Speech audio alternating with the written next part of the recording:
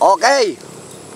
Ayan po mga kaibigan, kaunting oras na lang po, kaunting segundo. Ayan po, ilang segundo na lang po ang tumatakbo. At ating pong pakakawalan na ang ating mga kalapate. Ayan po, ilang segundo na lang po. Ilang segundo na lang po. At ating pong pakakawalan na ang ating mga kalapate.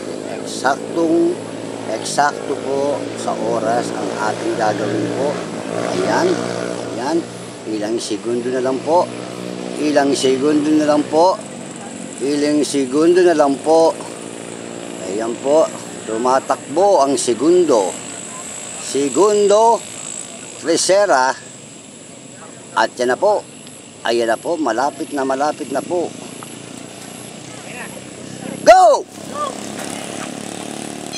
Ayan po ang aking mga dalawang katoto, si Mainhin at si Mayumi.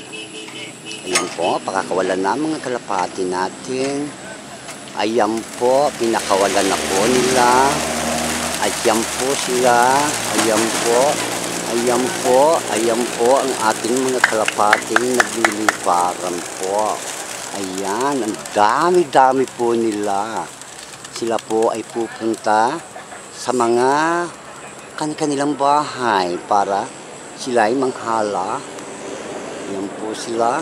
Ayan, umiikot po sila. Ayun po. Ayan po sila. Ayan. Ayan, hindi ko na makita dahil malabo matanda. Tanda na rin po kasi ako. Ayun, lumayo na po sila.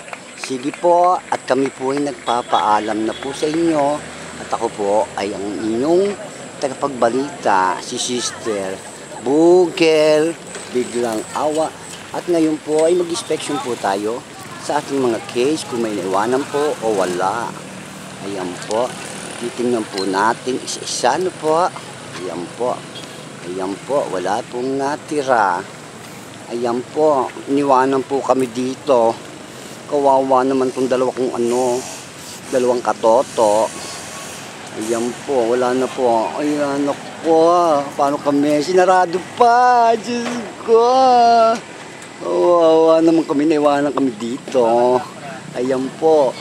At ngayon po, ay nagpapaalam na po ang inyong katoto. Galing po dito sa Gapan, Nueva Ecija, kung saan po kami nagpalipad. At ang aming pong itinatanging sasakyan na nagmula sa po